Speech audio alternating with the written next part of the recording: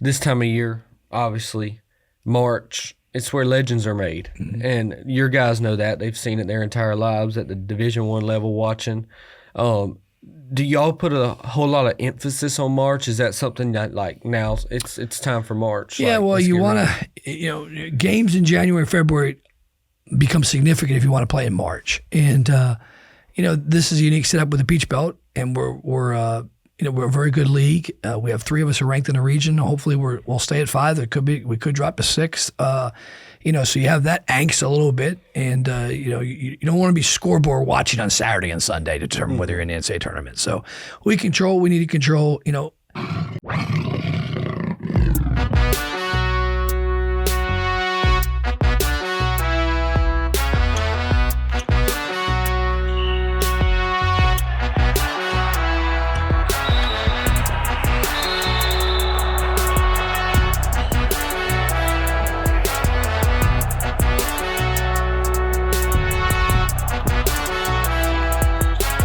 Hello, everybody. This is Justin Gray, sports editor for the Bell Ringer and communication major at Augusta University, with another edition of the Dip Meter Show from Bell Ringer Phoenix Media. In this edition, we will discuss the Jaguars' loss to USC Beaufort and then preview the Peach Belt Conference Tournament. Our panel includes Augusta University head men's basketball coach Dip Metris. Welcome in, Coach. Appreciate you having me, and hopefully we do another one next week. That's right. So you guys went down to Beaufort, and you fell 87-83 against a team that was very hungry to get a home tournament game. I thought it was a great game. The Jags fought in a game that they didn't necessarily have to, with everything basically locked up. Of course, you moved down a seed. What were your thoughts on the way the Jags play? I know you said that turnovers killed you a little bit, but overall, what was your thoughts? Yeah, we got off to a bad start and down, then we cut it to 1 at halftime, and we got that thing up 3. They hit a 3. Usually those games were usually pretty good, and it was 79-79, and had a chance to win. But I'd argue we didn't play well enough to win, and they played a little better to win the game. And like I said, you don't ever want to lose late in the year, but hopefully it gets our attention going to the conference tournament.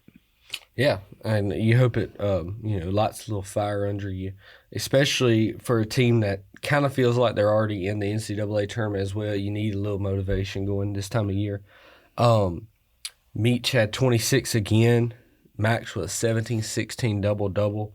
And then I feel like the biggest performer was Elias with 15 points, all on three-pointers. Yeah, he fouled out during that stretch too, which hurt us a little bit. He was making shots. It was 5 for 5, and we ran a little play for him to miss. He missed a 3, but no, he had a really good game. He played very hard. He competed, and put us in a position to help us win the game, no question. This was about as normal as a game as Beaufort has played. I mean, it was 87-83, which is kind of low score for them, and they shot at 45 and 42% from the field. So it's not like they just shot at 55%. No. So they pressed us the time before we were able to get through it. This time they just picked us up full court, man to man. Probably only trapped us maybe 6 or 7 possessions. We rushed too much when we got down the other end of the court. We thought it was going to be like last time where you're getting trapped and pressed, but it was a 5-on-5 situation, and we drove it way too early on the first side of the floor. Oh, golly, probably at least 10 or 11 times. And all those possessions mattered during the course of the game, and it definitely hurt us early and then hurt us during one stretch late. Yeah, we had 16 turnovers. Beaufort had 6. They had 21 points off of turnovers. We had 10. So like I told you, I think we took 15 less shots than them. I mean, we shot a really high percentage, but you can't shoot 15 or 16 less shots than somebody and expect to win a game on the road. Yeah, and certainly time to turn the page to that. The tournament bracket has been released, so now it's time for that.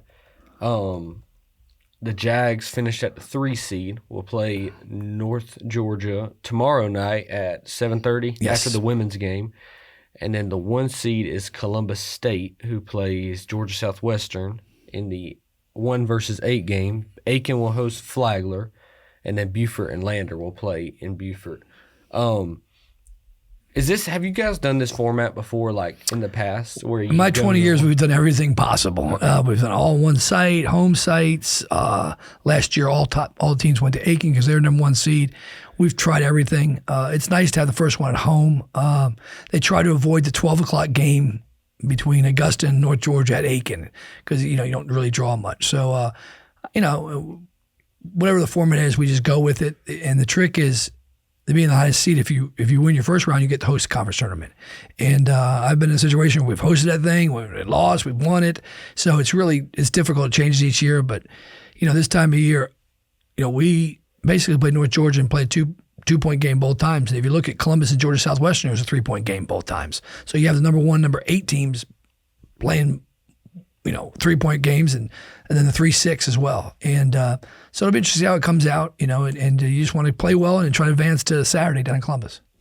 Would it, if you're the 1 seed, put a lot of pressure on you because you're kind of, you get to host it regardless if you win, and you're playing a team that you kind of might overlook a little bit, and then you haven't lost but twice this entire year. Is there a lot of pressure on that? Yeah, I think so. You get, Columbus is a situation they're trying to host a regional tournament as well. There's an old saying, the first one's always the hardest. And, different format with everybody playing home.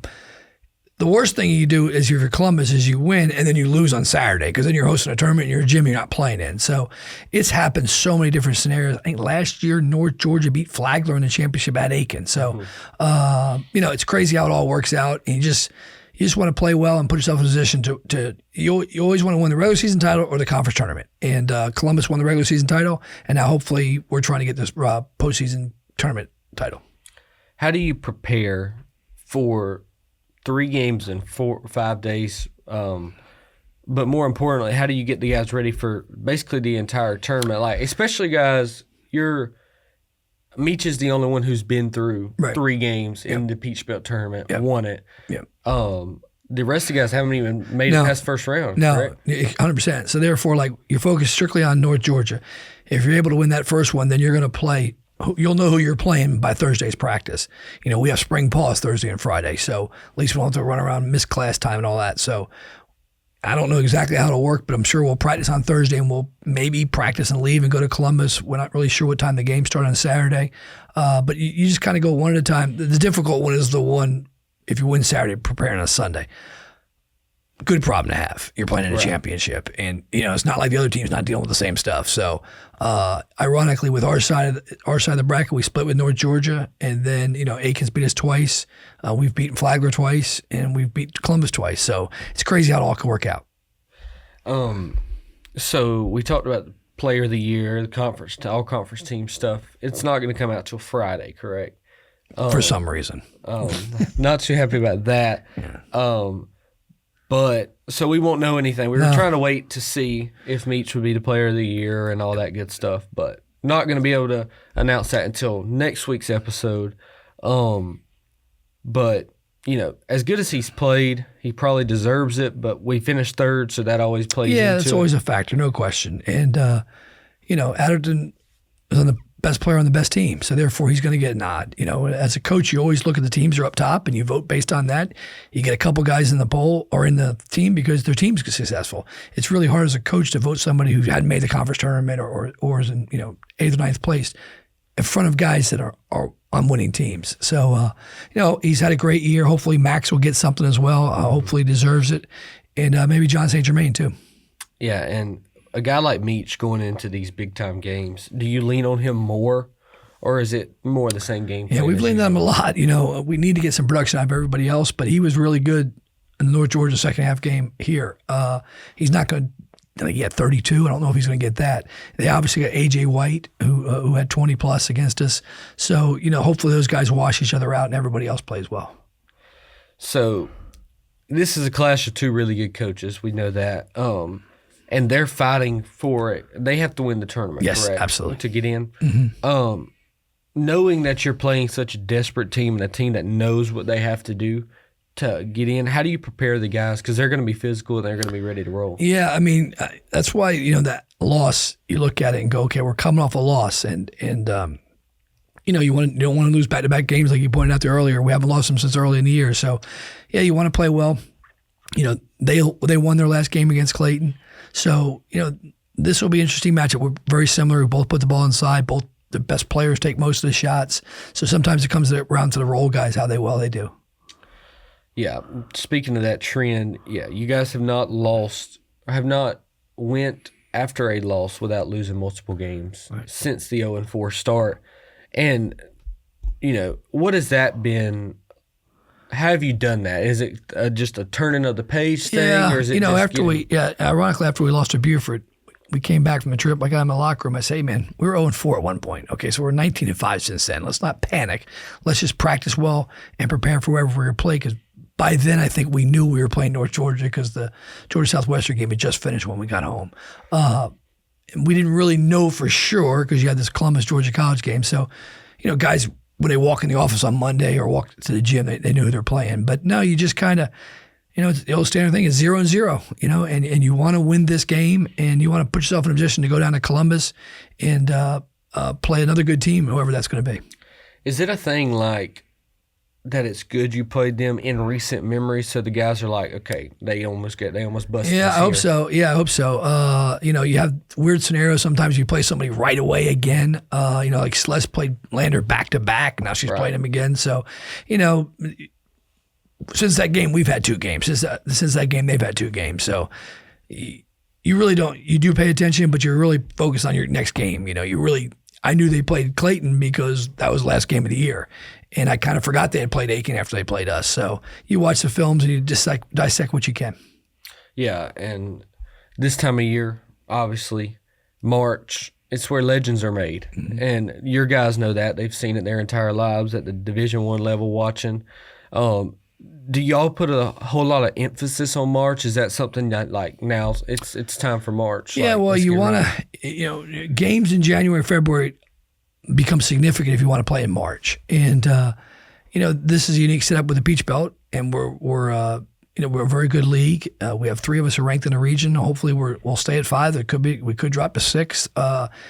So you have that angst a little bit, and you don't want to be scoreboard watching on Saturday and Sunday to determine whether you're in the NCAA tournament. So we need to control. You only have so many chances to be on a good team, and we have a good team. We need to take advantage of it to up to our ability. That's what I told our team the other day. We have a chance. Okay, let's see if we can put this thing together for a couple of days. Yeah, I mean, when you get to this time of year, you're always going to play really good teams. And with the regional, if you were, let's just say, I don't know how it works, if you guys were to fall tomorrow night, how far is there a chance of falling out? Oh, absolutely. Oh, no question. No Even question. At the 5? Okay. Yes, no question. When you're 5 or 6, there's 3, I call it AQ, automatic qualifiers. So you always want the best teams to win. Okay, right. So if Columbus wins our conference tournament, that doesn't hurt us. But if a team who's not ranked, and right now us, Aiken, and Columbus are the ones ranked. So if Lander wins the conference tournament, that takes a bid from somebody. Right.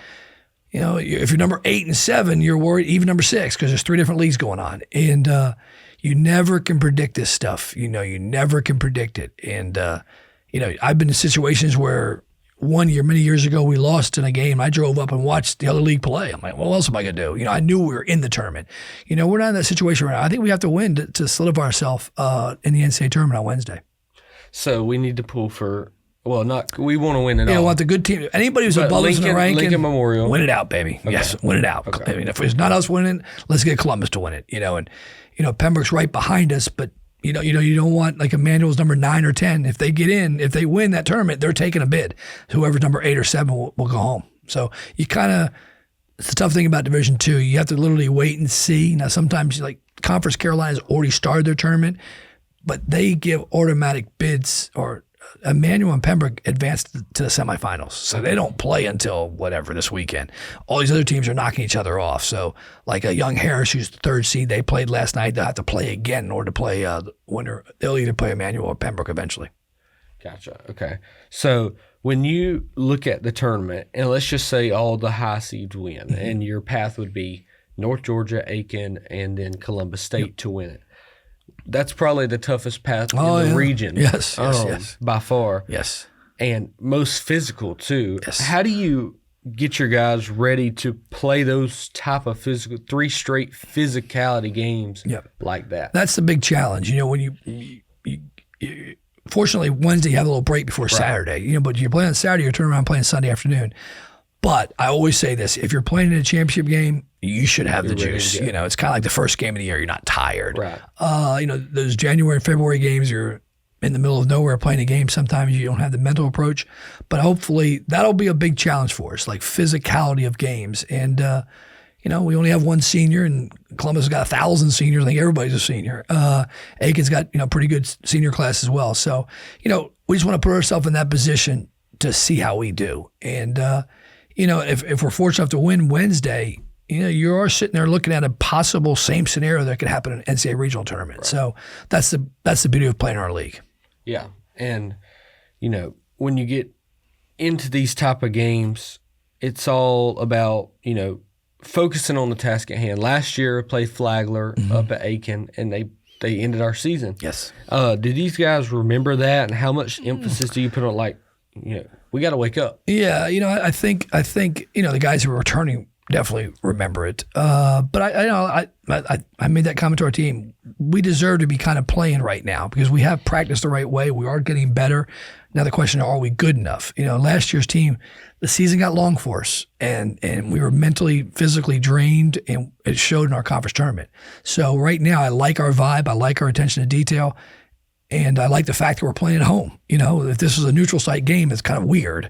But what'll be, if you're fortunate enough to win, you're playing a neutral site game in the second round because whoever we're playing is not the host team. So, like you said, you never know if Columbus for some reason gets upset. The thing moves to Aiken, 20 minutes away. So you just don't know with this stuff. You play your game at 7:30, you log on, and by the time I get to the office, people are telling me results. And hopefully we're worried about the result. That means we're playing somebody. So I'll ask you this, what is your favorite, I think I know the answer to this, favorite memory from March, like tournament games that you've ever had here at Augusta, ever had? When Miguel made that shot, obviously that's one of the biggest shots in school history. Probably the first time we went to Elite Eight. It was the first class of guys we brought in. AJ Bowman, who retired the other day, didn't realize that he had 33 points in that game. Garrett was part of it. We had played, I think it was Aiken. We were playing for a fourth time or whatever it was. And I remember we got off to a good start, and we got up, and I'm like, this thing's over. Okay, we could just tell the way the game was going. And nobody even knew what Elite Eight was around here. Like, what is an Elite Eight? So then we go to Elite Eight, and we make a run the national championship. Once you taste that, you want to go back. Our opponent Wednesday, North Georgia, went to Elite Eight last year, okay? And now they're fighting to get in the NCAA tournament as a 6 seed in our league. So it moves quickly. And, all the ones we've been, I don't know how many we've played in. We've played in a bunch of NCAA tournament games. So all of them in their own way are different. And you remember the first time with AJ, and obviously remember Miguel's shot because it was unbelievable atmosphere and the stake the shot was hit on. So what would you say, if you, besides the one and hosting and all, the best seed to be, just to make a run, to not have a ton of pressure on you, what would you say the best seed would be in the tournament? We lost one time. I think our fifth one we were hosting. We lost to Anderson. They were a 7 seed. Was it a 7 seed? Yeah, I think they were. You kind of want to avoid playing the home team on their floor on that Tuesday, okay? So if you're in a bracket and you're the number 2 or number 3 team, you're playing the home team if you win on that Tuesday in their arena. Because it's going to be a good crowd. Everybody going to be excited about it. So the best time to kind of beat someone is sometimes on that second game on Sunday. So if you go in there as a 4 or 5 seed and you're playing number 1 on Sunday, they're not looking past you, but it's sure a lot better to do that than play it on Tuesday. Right. So, you take any of them, it doesn't really matter, but that's probably the best case scenario. So I think that's all we've got here today. Make sure to pack out the Christenberry Fieldhouse tomorrow night. Jags need you. Big crowd last time against North Georgia probably propel us to a win. This is a huge one. Make sure to come out. We'll have another episode next week when we preview the NCAA tournament, hopefully. And thank everyone for listening today. Didn't Meet Your Show is a production of Beringer Phoenix Media. Jasmine Garcia is the TVC Lab coordinator. Jaxon Garner is the producer. Dr. David Bulla is the coordinating producer. We are coming to you from the TVC Lab in University Hall on the Summerville campus of Augusta University. You can find us at aubellringer.com, on Spotify, and on social media. Please send your comments to bellringerproduction@gmail.com. Have a great day and listen again soon. This is Justin Gray saying so long. Back at you next week. We're out.